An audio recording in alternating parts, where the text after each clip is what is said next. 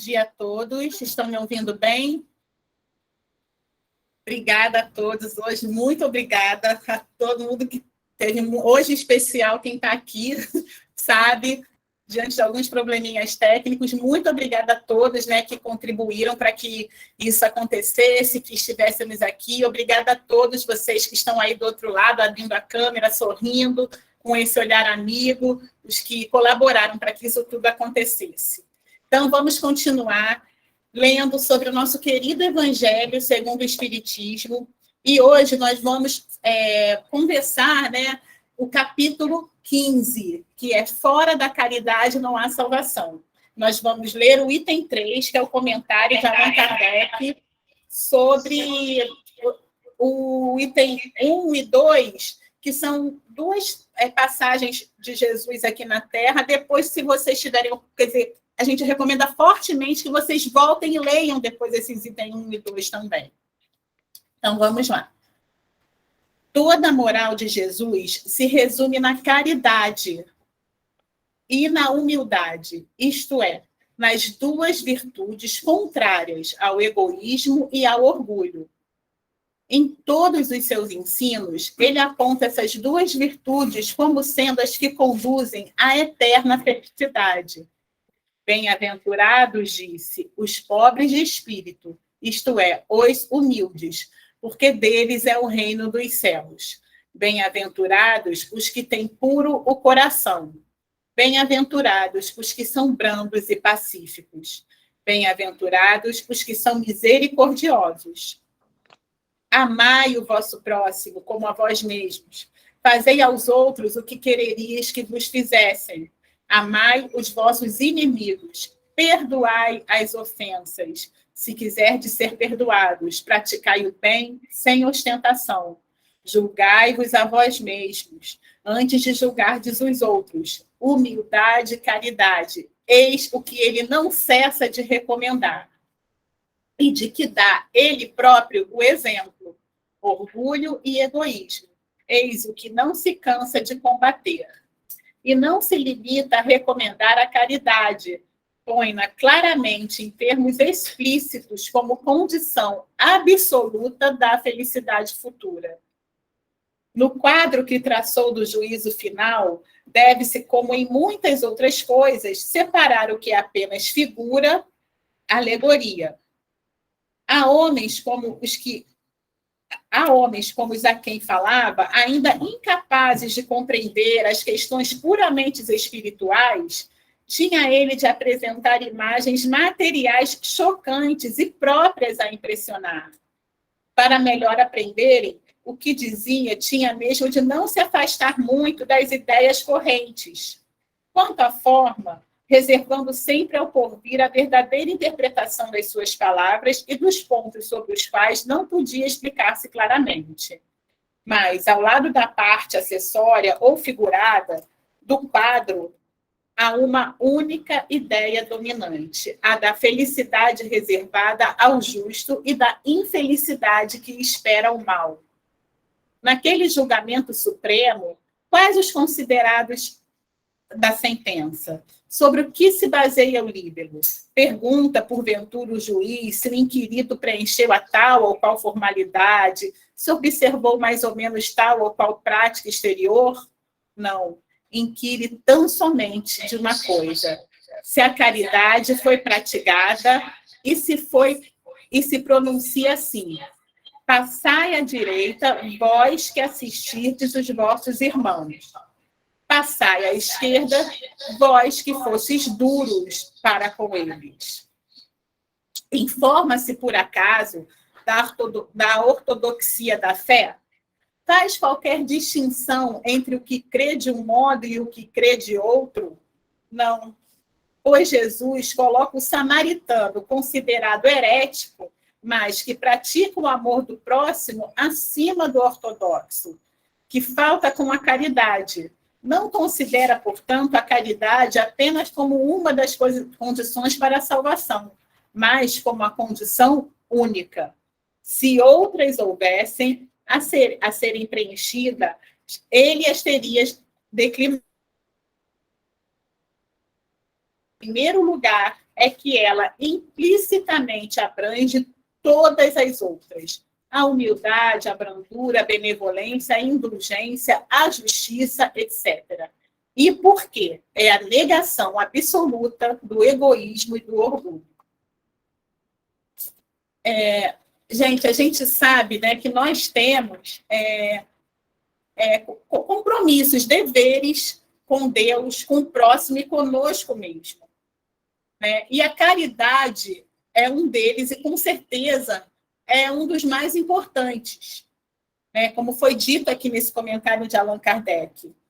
Né? E a caridade, ela se refere principalmente, acho que talvez até unicamente, ao relacionamento que a gente tem com o outro, ao cuidado que a gente tem com o outro, né? É o sentimento que a gente tem com o outro. Então, ela envolve todas as maneiras como a gente se relaciona com o nosso irmão, com o nosso semelhante. Né? E como ele está dizendo aqui, é um contraponto ao egoísmo, é o contrário ao egoísmo.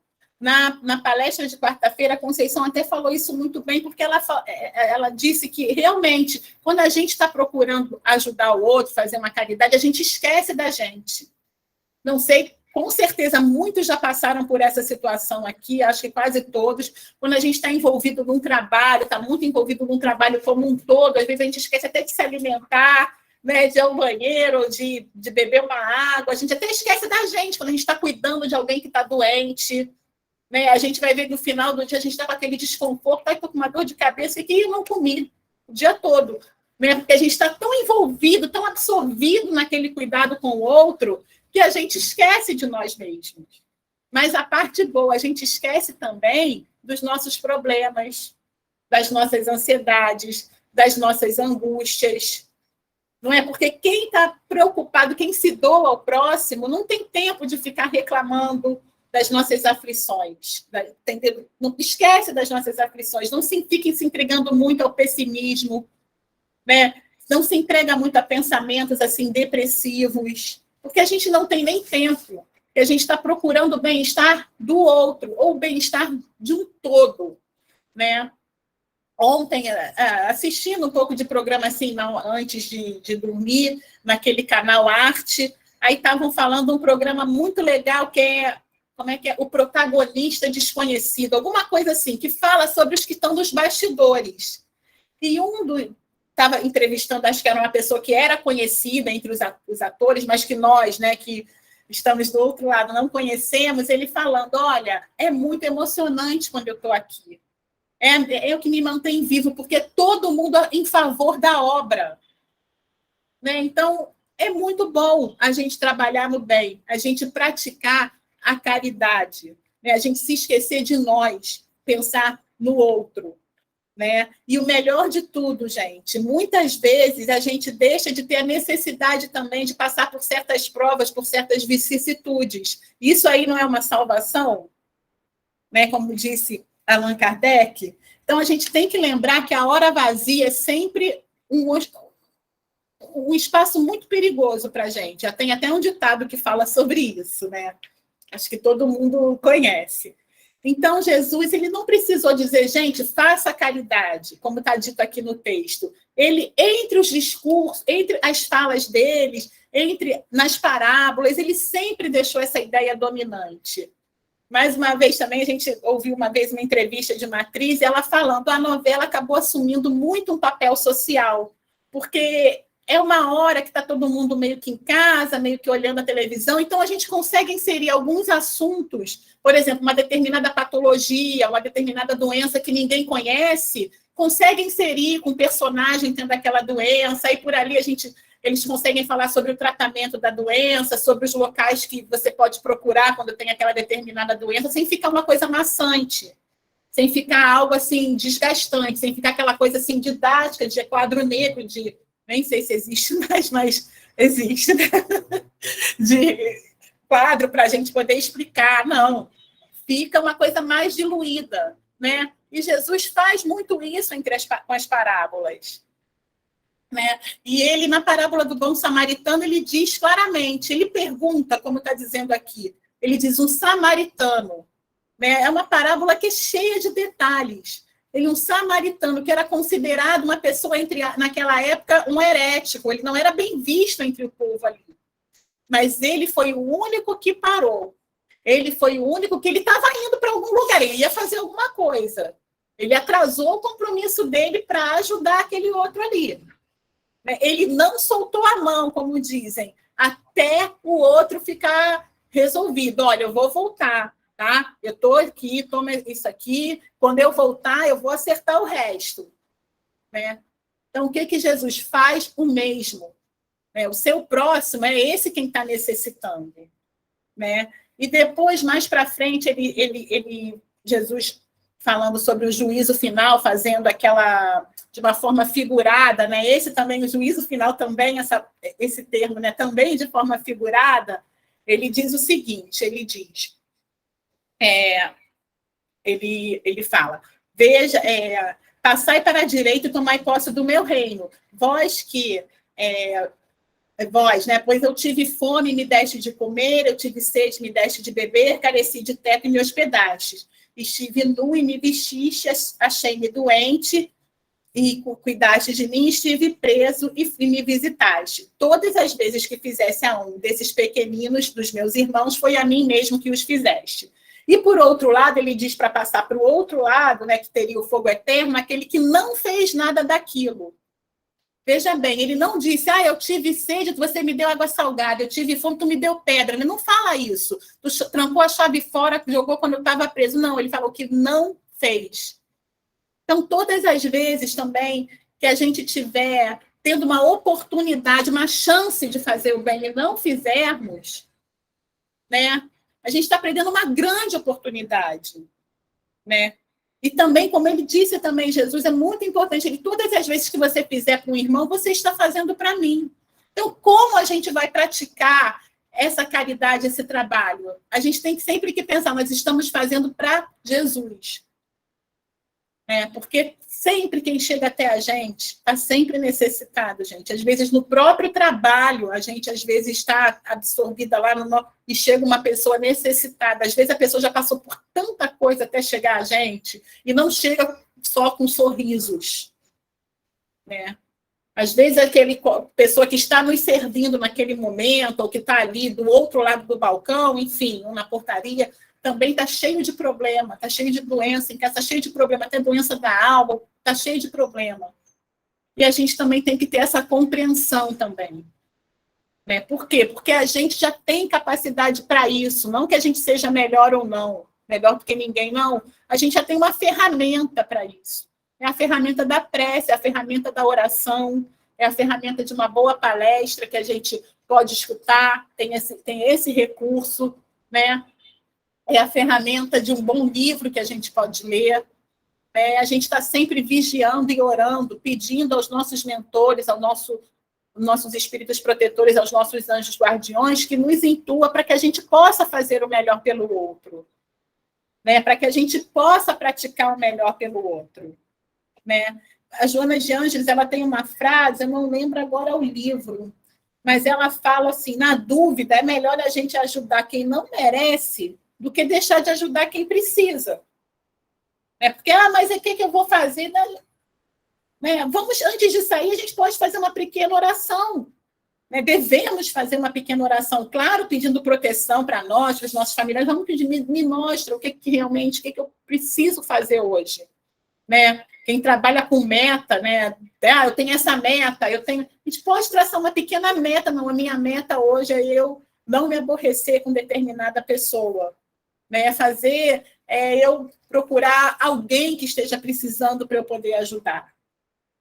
E existem várias formas, é algo que caridade é democrático, todos podemos praticar, todos. Até mesmo se eu estiver deitada numa cama, até o exemplo que eu dou da resignação, que eu tenho ali, também é uma forma de caridade. A oração que eu faço pelo meu irmão, não é só a caridade material, que também é importante, gente, que também mata a fome de alguém, que também alivia a dor de alguém, e que também é muito importante, porque a gente vive na matéria ainda, precisamos da matéria para nos alimentar, para nos cobrir, para nos vestir, para pagar as contas, né, para suprir as necessidades de um determinado local, a gente, né, claro que é necessário, mas existem várias formas também. Né? É compartilhar, de repente, um estudo, até que da casa, no canal do YouTube, tem vários que estão lá. Olha, eu ouvi essa palestra aqui, lembrei de você, vê o que você acha. Né? É orar pelo nosso irmão, é a gente calar quando a gente, às vezes, quer revidar, quer falar também, calar quando necessário. Se a gente não tem nada de melhor para falar daquela pessoa, é nós calarmos.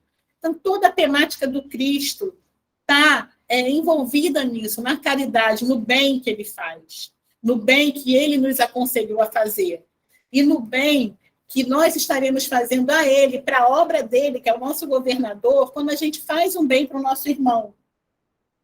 Né? Então, que a gente possa refletir sobre isso mesmo. A gente pode ser caridoso de diversas formas. Então, a gente jamais deixa essa oportunidade de colaborar desinteressadamente, porque não existe felicidade maior. Né? A gente ajudar, colaborar de uma forma desinteressada, realmente, como dizem, aquece o coração. Tem muita aflição, tem muito problema precisando de socorro.